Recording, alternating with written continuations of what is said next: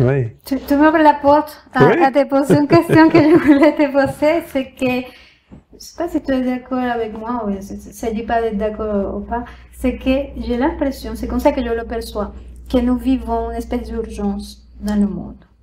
Et comment concilier sa raison d'être avec tout ce qui se passe à l'extérieur, qui a tendance, en tout cas à moi, à m'appeler et parfois même à me mettre dans la peau et me désaligner. Comment concilier tout ça?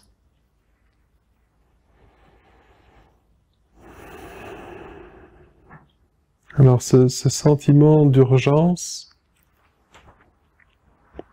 on peut le ressentir dans nos vies à chacun.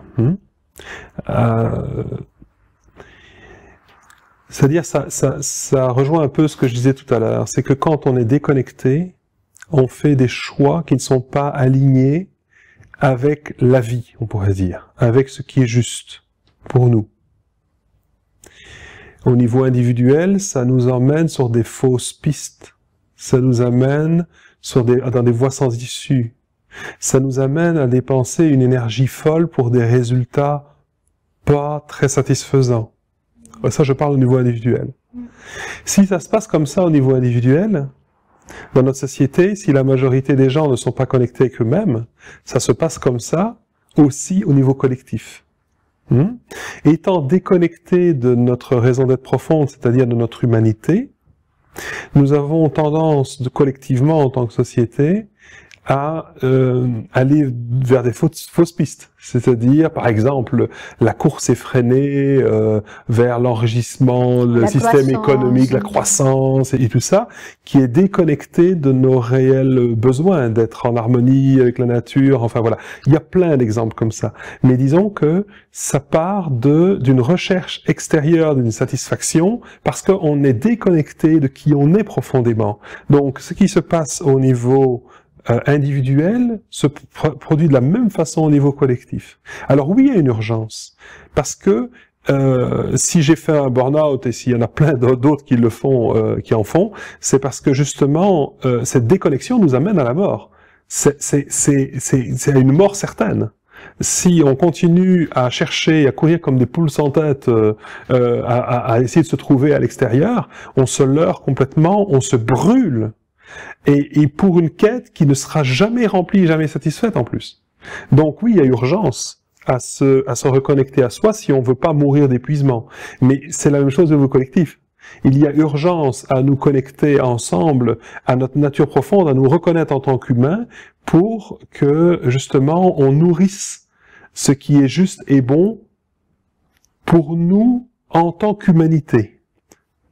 Pas seulement pour nous au niveau individuel, mais les deux sont liés en fait. Parce que même quand on croit qu'on va nourrir quelque chose d'individuel, mais qui est aux dépens du reste de l'humanité, en fait c'est par l'ego qu'on nourrit ça. Et c'est aux dépens, pas seulement de l'humanité, mais de nous-mêmes. C'est-à-dire on est encore en recherche. C'est la peur qui fait que on va tirer la couverture vers nous, aux dépens des autres. Ou de la terre, ou des animaux, ou de quoi que ce soit, tu vois. Et donc, il y a urgence de trouver notre sérénité, notre paix intérieure, notre satisfaction, notre joie d'être, là, au seul endroit où on peut le trouver.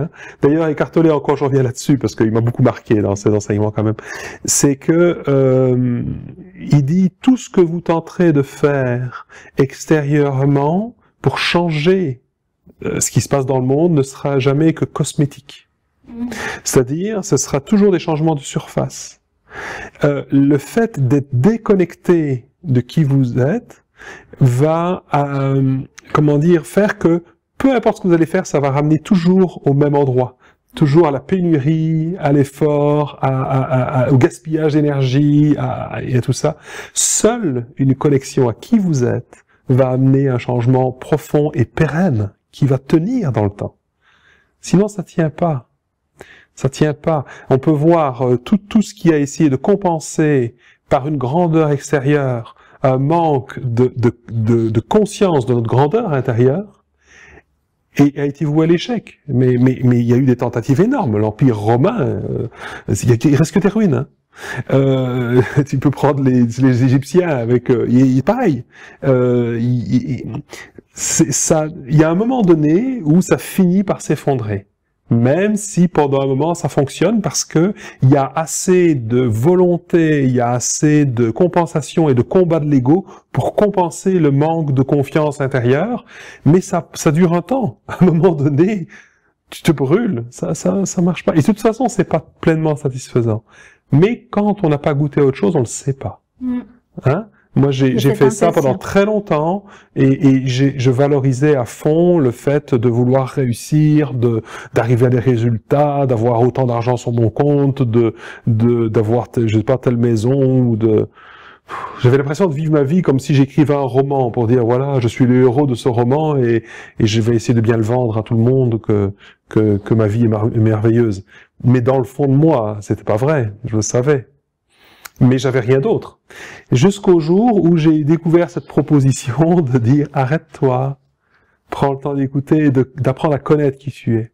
D'arrêter de chercher à se définir par ce que je fais, par mes réussites, mais de connaître vraiment qui je suis.